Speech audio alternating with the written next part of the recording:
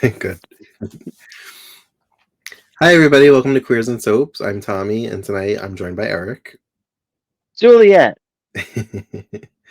Tonight we're covering a very special Christmas movie called Ladies of the 80's, A Diva Christmas. And it basically took famous actresses from 80's dramas, sitcoms, procedurals, um, and got them together to do this movie. Um, we'll roll the credits and we'll get right into it.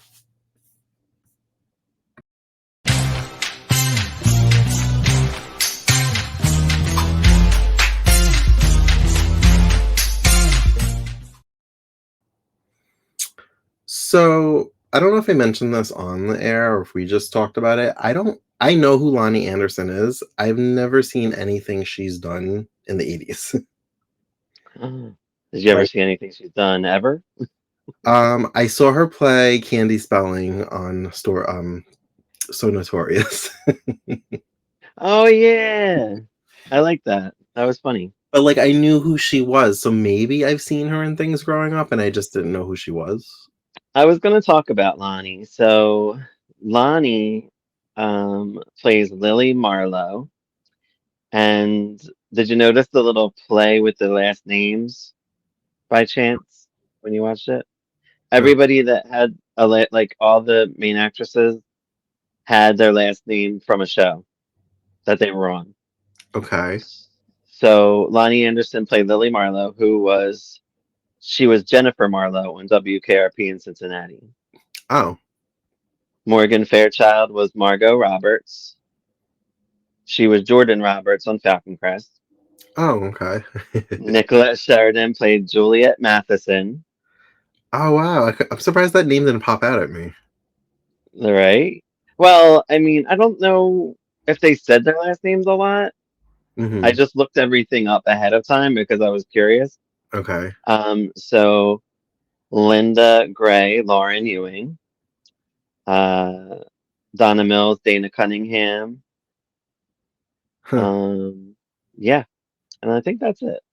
I guess Oh, that and would Christopher Atkins played Linda Gray's man. His name was Pete. He was Peter on Dallas, the okay. young guy that she fell for, Yeah. which Oh, I that's thought was cool. cool. Yeah, yeah, it was fun. I liked it a lot. I mean, I guess they would have had to give Donna Mills' character a different name than Ewing because that would be weird if the both Linda Gray and Donna Mills had the same last name. Right. Well, Luckily, Abby had a lot of last names to choose from. yeah, right. I know, right? I know it was funny because I did notice it and then I looked it up and then I saw when I saw Lonnie Anderson was Marlowe and I was like, oh, because I was wondering whose name she was going to use because she didn't do any primetime soaps, which she should have because I Mhm. thought she was excellent in this movie. Um, so the premise of the movie is that this group of ladies that did a soap opera that was based out of New York that ended, I don't even remember what, 20, they said 20, 30 years ago, for a reunion Christmas live show. Which would be really interesting to see for real. Like I would love to see something like that. I would too, and I think they could pull it off because didn't One Life to Live do a couple of live shows toward the end of its They run? they did a few times for ratings. So Mm. like they'll do and not that they needed the ratings, but they just did it, I guess, for to change it up for May sweeps, November sweeps. They did a week. They did a week at a time and Oh, they hardly flubbed. Like they hardly messed up. yeah, There's probably a couple things that they did that, that we didn't see, but yeah. I didn't notice anything. Each of the ladies is kind of holding back a secret. Um, Morgan Fairchild's character is I laughed because she's supposed to be playing their mother, and I would assume stepmother, but Yeah, when stepmother. they're in character, It they is call her stepmother. mother. Right, right. I guess because she was the stepmother. And then Linda Gray is supposed to be like the long lost daughter, so I would think she was biological. but yet she's Morgan Fairchild's daughter.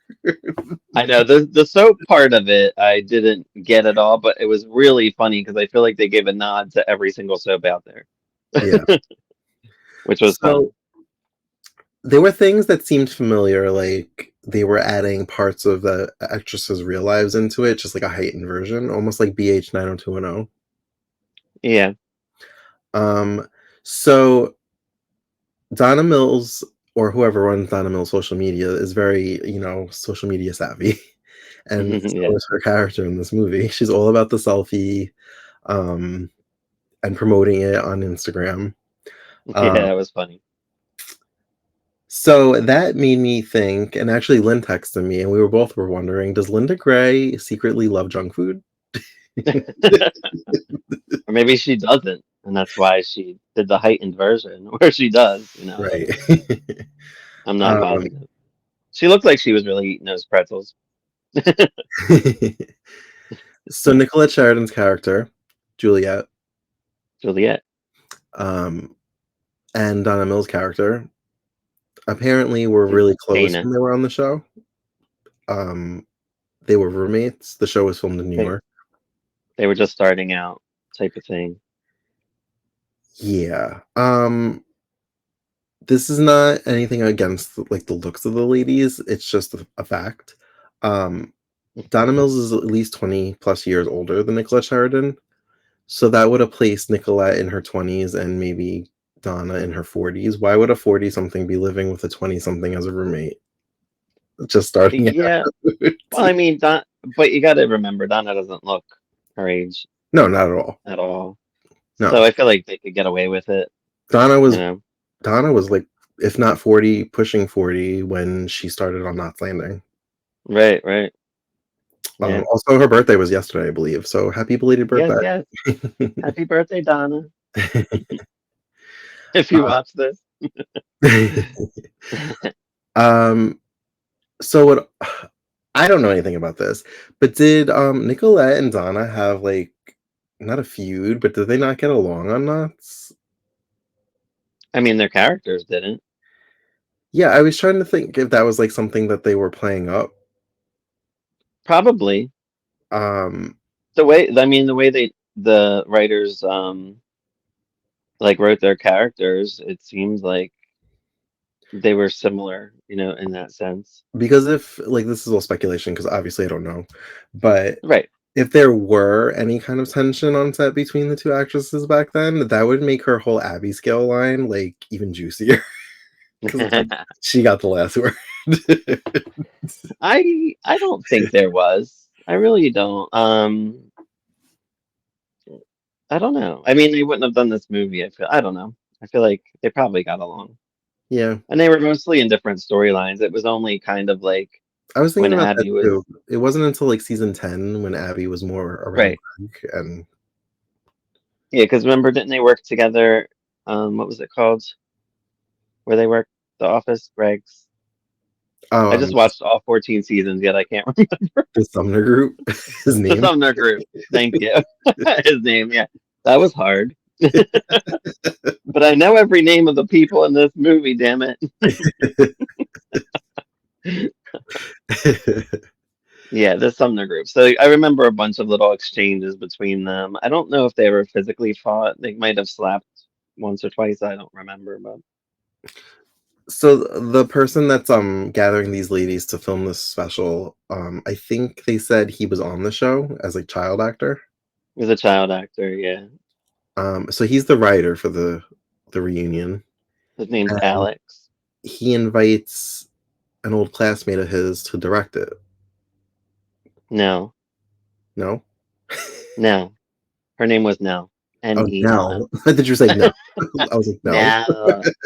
Sorry, it must be my Northeast Philly accent. Uh,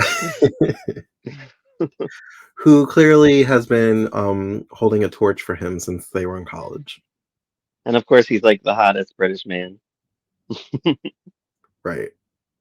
Um, so they haven't seen each other in years. Are we supposed to just like accept that she's just been like not moving on hoping one day she would see him again, and I her think love. it was it was only 5 years, and I guess like he was like they got along really well in college. I remember that they talked about like making movies together in college, and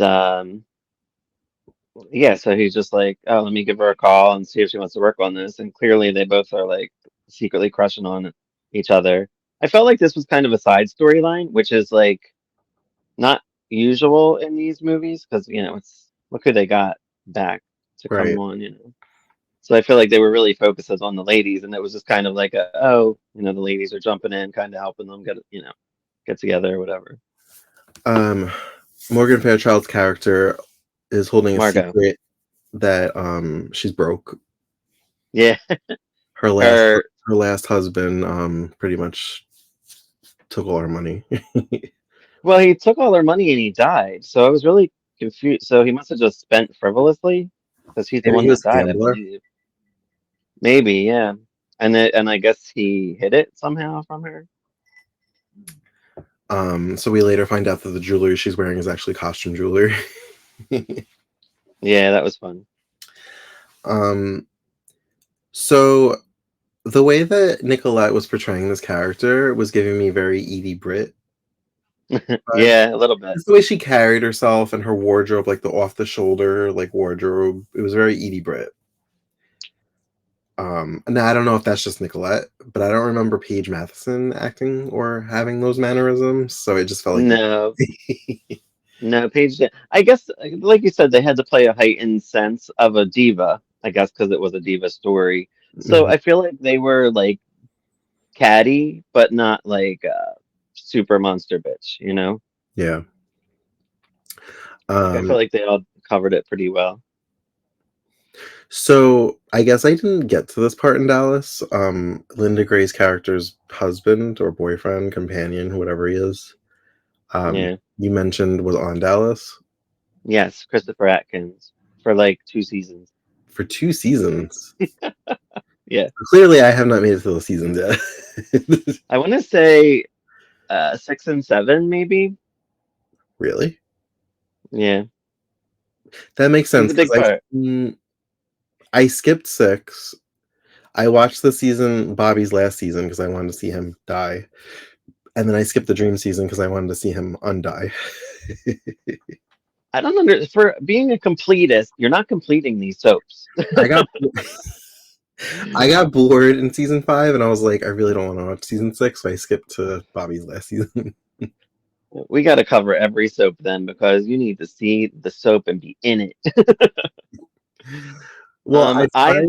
I so they brought Christopher Atkins on as kind of a love interest for Lucy, Okay. and his name was Peter. I forget his last name, Peter something. I don't remember. But they brought him on and he was like a swim instructor. Okay. So he would come and he'd hang out with Lucy. And of course, Sue Ellen was around. So there and then he bonded with John Ross Jr. Oh.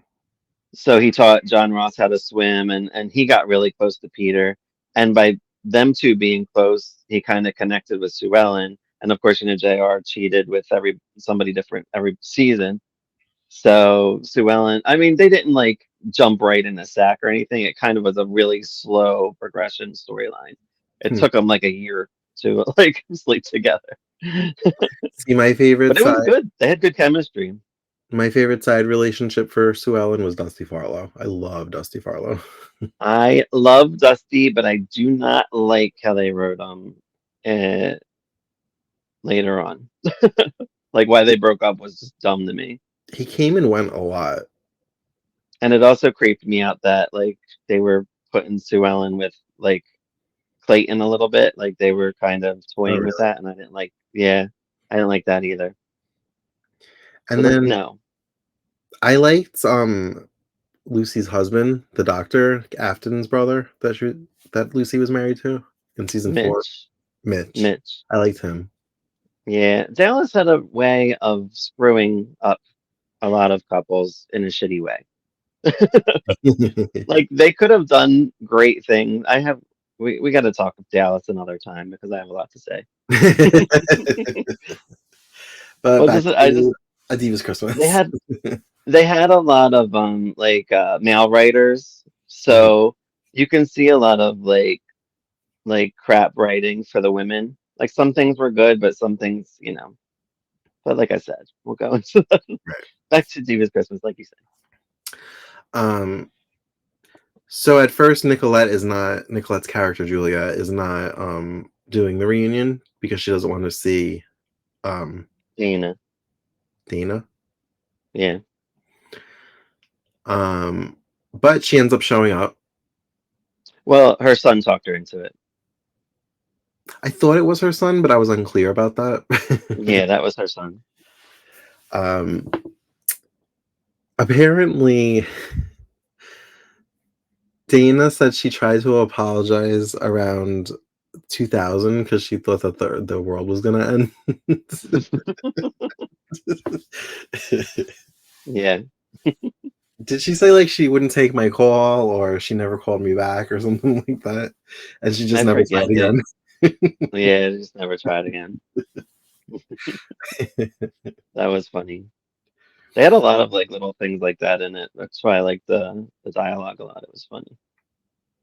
And the women seem to have taken an interest in matchmaking. They like the chemistry between um Alex and yeah. yeah, So yeah, that that was was cute. once they all got on board to do it, um once Juliet was in and they all accept that, that kind of became their like bonding focus is to get those two together. Well, remember, why were they gonna leave? Oh, Juliet said, I'm gonna do the show or whatever, and Dana was like, well, I'm not gonna do it if you're gonna do it. And then Hmm. she's like, well, I'm gonna do it. And then Dana was like, oh, well, then I'm not. She was packing her shit to leave. Uh-huh. And then I think who was it? Linda Gray, Lawrence Lauren heard overheard Alex and Nell or whatever, and he was saying like, "Oh, it's going to ruin my career if this doesn't work out because the network, blah blah blah." So Lauren goes to all the ladies, gathers them, and be like, "Listen, we got to make this work. We worked with him, and we got to try to get along, even though we hate each other or whatever issues we have." Hmm. So then they all stay and play nice. um there was a nighttime scene where Morgan Fairchild's character is in the kitchen Right. and who came down? Was it I, Nicolette? Juliet came down, but I forget if somebody else. Oh, I think Lily was there. Lonnie Anderson. Okay. And Lily and Margot were talking, and then Juliet came down because she wanted a midnight snack. mhm.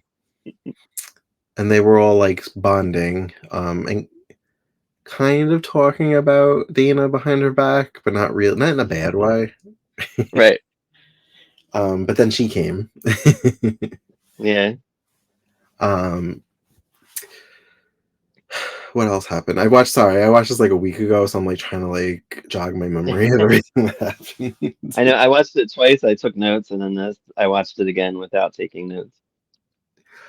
um Oh, so I liked Lily. Remember when they were fighting? I did like this part with Lily, Lonnie Anderson. They were all like, "Oh, I'm gonna leave," and then Morgan's like, or Margot's like, "I'm gonna leave." Everybody was gonna leave, and Lily's like, "Can I play all the parts?" And I'll be like, multiple personalities." She just cracked me up. She was just so funny. She was just so chill. I mean, she is funny. If you like you said, you never seen her comedy, but she's very funny. She's good. So now I forget, did the revelations of like all their secrets happen before they filmed? Like before they went live or was it after? I feel like it was. Uh, It I feels don't like know. it I would think. be before because then they would all like be like Well, on it board. wasn't because remember it wasn't working out, and Alex they were acting, but they weren't killing it like Alex wanted, and he's like, "Oh, I got to do rewrites and stuff to make it work." because they're Yeah. not like getting along. Uh-huh. Um, yeah.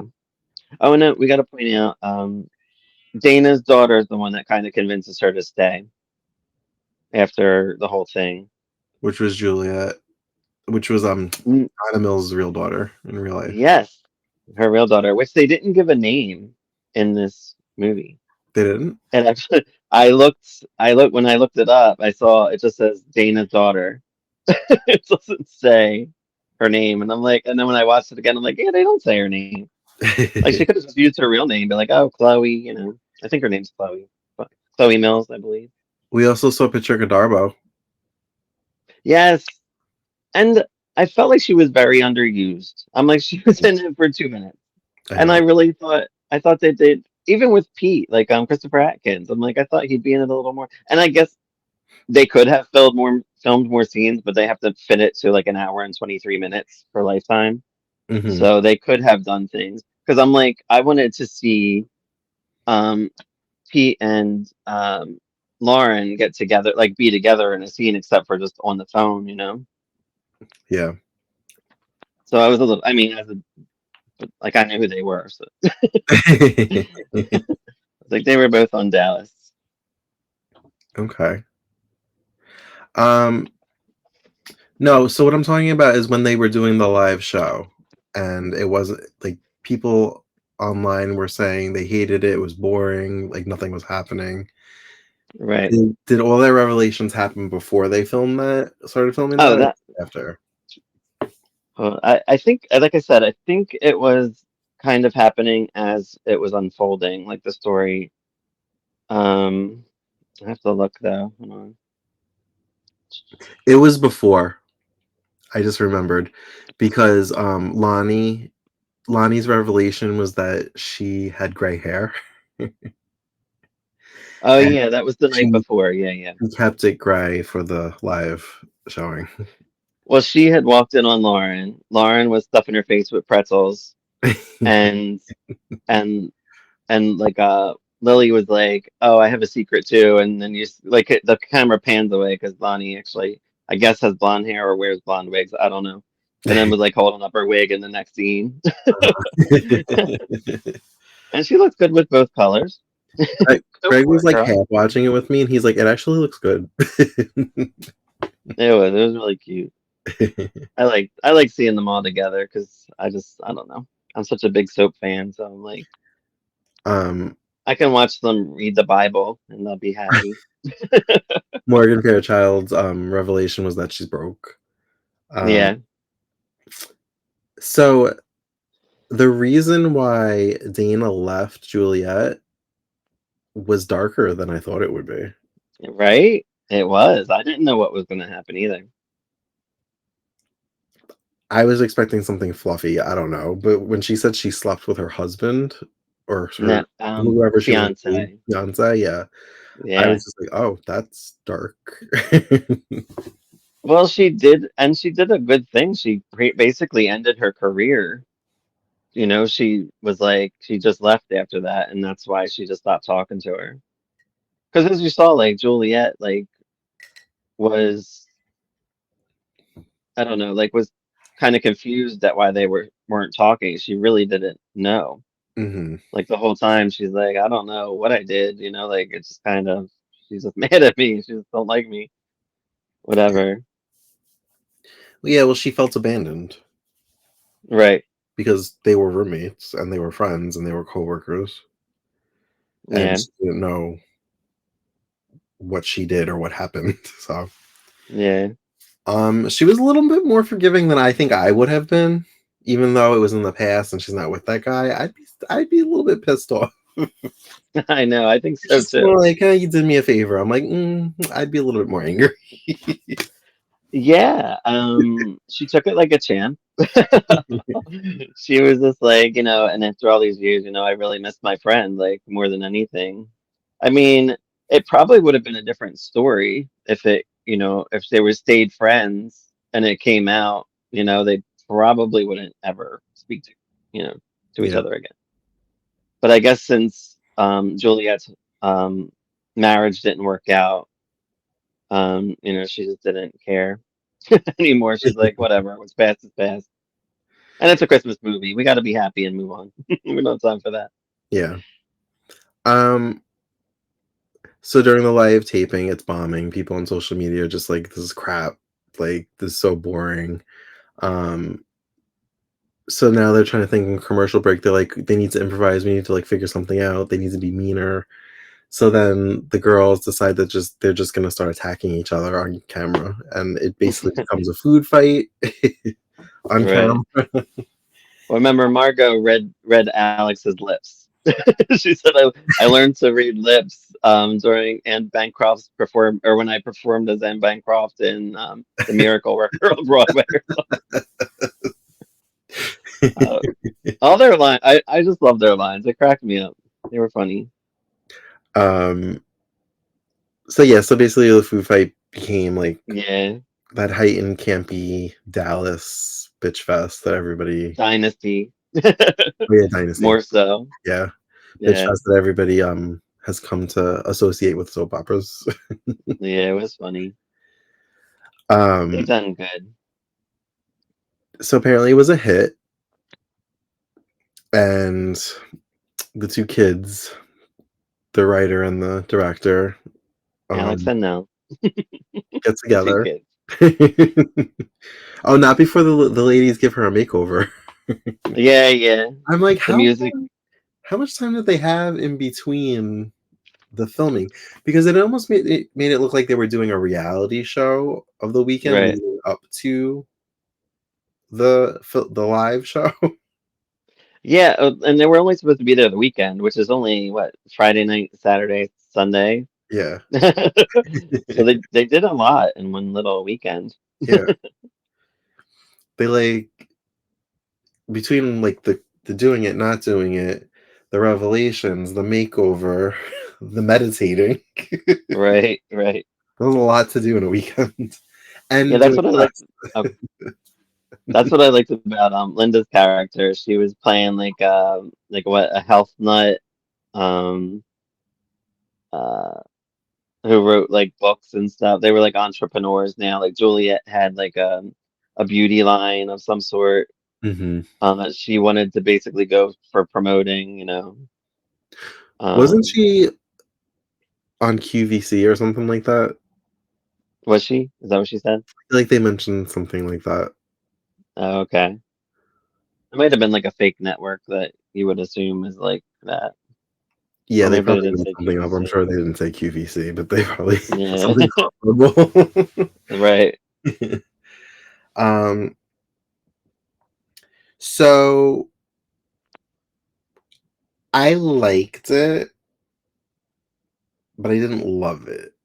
All And I right. think that I liked it because of the nostalgia of the ladies. Of course. Um, but if you take that away, I don't know if it was a great movie. It's I like mean, so like I it's didn't like know who Pete was, right? The guy that played Christopher Pete. Atkins. Well, yeah, him. Right. Um, so him being in the movie meant nothing to me because I don't know who he is. He's just an actor. Uh, Right, right, but obviously that was there for a reason. right. So I was thinking about it from like the perspective of somebody like let's just say a 20 something year old that's never watched any of the 80s shows. And they're just tuning into Lifetime because maybe they just love Lifetime movies and they're like, oh, Christmas movie. But they don't know Yeah. who any of these ladies are. They don't have that nostalgia Right. attached to it. Is it a good movie? I mean, eh, it was written Maybe they know who for Nicolette is them. because they're like, oh, it's Edie from Desperate Housewives. Maybe I they know. feel like No, I feel like it was specifically written for them, so it was kind of like a lifetime thing of like, hey, let's gather these actresses up and Mhm. write a movie around them. That's what I Yeah, think it was. yeah. Because so that otherwise the movie wouldn't have been done. So I mean, yeah. Um, But it was cute. It was like a lot of other Christmas, and I like that, like I said, like how Nell and Alex were kind of like a side story to the ladies, which was important, I felt. Um, if I were yeah. grading it, I'd give it a C minus. Huh. Even with the ladies? But with I this feel like nostalgia, I give it an A. I give it uh I would give it a B plus. Um, I mean, but like also you got to think what I liked it could enough that they I hope that they make a sequel. There's Yeah, that. yeah. I definitely hope they do something like this again. I mean, Lifetime is kind of known for getting some reunions together in TV movies. They did like a Facts of Life one, where they had just like Kim Fields and the girl who played Blair, Lisa Whelchel. Um, They did it with, some of the people from One Tree Hill too, like, a few yes, years they ago. did. Yeah, I think I recorded that. I watched that. It was cute. But Um, yeah, it's just like they kind of like do like reunions, which is kind of fun, for Lifetime. do you think that they try to get Joan Collins on board? Probably not. You don't think so? No. I just know Joan. I think Joan's mainly staying in London nowadays, so I don't think she really travels over here anymore. If she lived over here, maybe, but I don't know. I could be wrong. I was just But I thinking think she with just, her new memoir that's out, that would be a kind of a good way to kinda, like, cross promote it. right, it would be, but she's also just turned 90 years old, and she might be like, Oh, wow, fuck she's 90? traveling. Jeez. Yeah, she just turned 90. I Wow. know. Yep. Yeah, that's just something I wondered if maybe they tried to get her and she was like, "I'm not doing that." Right, right. And it could have been something like that, but who I knows? also wondered if maybe Donna Mills has some kinda lifetime contract, like, you know how some actors have, like, Hallmark contracts, like Alison Sweeney? Yeah, Since yeah. she did the VC Andrews movies, like, I'm wondering if, like, she has, like, something going with Lifetime right now. I still gotta watch that Dawn movie. I didn't watch it. Did you? You watched it, right? You did Yeah, the podcast for it. yeah. I sadly didn't yet because I take forever. I was watching last year's miniseries, The, um, The Flowers in the Attic the Flowers prequel. thing, yeah. Yeah, which was great. But I don't know why. I don't know. I like to have time to be able to watch all of it at the same time. And it's what, 5 hours? No, 5 parts. So that's 10 hours of time. So it'd be a lot. It's a lot. Yeah, but I don't really have anything else to add on this, do you? No. Just Merry Christmas, everyone. Watch this movie. It was cute. I'm not in a rush to rewatch it. Maybe next year I'll watch it. I don't know if it'll be a regular, like, in the regular Christmas movie rotation, Well, but it if they will do a be for sequel, I me. will. If they do a I bought sequel, I it. will to refresh my memory. I bought it on Amazon Prime. You can buy it or rent it. Oh, And it's really? also, I'm sure it's airing every other day on Lifetime as well. So make sure you watch. I wonder if they put it on DVD, um, Oh, if there'll be, like, an extended cut and you'll get the I, scenes that you wanted. I did want to go over. Yeah, no, I totally would get it too. Um, I wanted to go over what these ladies were in together. So we know Donna and Nicolette work together on Knots Landing. Nicolette and Morgan work together on Paper Dolls. And I feel like, Oh. Oh, that's right. yeah, that was Nicolette's first thing as Paper Dolls, her big break, I guess, Mhm. was Paper Dolls. And it made me, I was going to text you and be like, we should do Paper Dolls next. And then there was something else. What did you say? Did you say something the other day that you wanted to do something else next? I forget. Or I maybe it was mentioned another the day. North Shore, Yes, because North Shore when I was Shannon texting. Doherty's in it at one point. Right, right. For 5 episodes, I think. No, she They comes were in good around episode episodes. 10, and then she's in it to the end. Is it? There's Yeah, only like 18, right? Or no, 20. There's 20 episodes of that. 20, 21, something like that. Yeah, something like that. I think it was a season. Yeah. Um, but yeah, I'm trying to think. Did Donna? I don't know. I think I heard Morgan say that she worked with Donna on something. I think like a special. They used to do all kinds of specials in the 80's. I Uh-huh. think they worked together on that. Well, Lonnie, I don't. Morgan also was the original Jenna Wade on Dallas. Right, but I don't think they had any scenes together, if I'm not mistaken. No, I don't think so. But yeah, she was the original. And I went through that. I think what was it? They asked Morgan to return both times that they recasted Jenna Wade, but she couldn't because she was doing other projects. Yeah, I'm like, that damn, yeah, I just feel like Morgan was in everything in the 80s, she and was in like I said, I know everything. who Lonnie Anderson is, I just have n no recollection of seeing her in anything. What did you think of her? Did you I like even her? looked at her filmography, and I'm like, "No, I haven't seen Lonnie in anything." I have a lot of her TV movies and stuff. Uh, I like the series Nurses that she did. She was only in the last season, I believe. was that a was Um, that a sitcom or, like, a drama? it was a sitcom. It was on in the 90s. Uh, it was a spin-off of the Golden Girls. Oh, okay. So Golden Girls spun off Empty Nest, and then they Uh-huh. spun off Nurses. So there was like a big crossover event and all that stuff. Like they were all in an episode of Nurses. I just found out that Sophia Petrillo was in the last 2 seasons of Empty Nest after the Golden Yes, Palace was canceled. yes, yes, yes. I was like, "What?" I want to rewatch. I want to rewatch Empty Nest. It's all on, I think, YouTube. I have Mhm. like DVDs. I got bootlegs like years ago that I never finished watching because I watched too much shit. Don't admit that on air, the police will come get you. Oh, not bootleg. I recorded them off of television in SP on VHS. But, alright, I'm gonna wrap this up. So, thanks for joining us for a special holiday edition of Queers and Soaps covering ladies of the 80s, A Diva Christmas. As always, you can find us on all the socials at Queers and Soaps, and until next time, have a great night. Bye. Merry Christmas, Happy Holidays.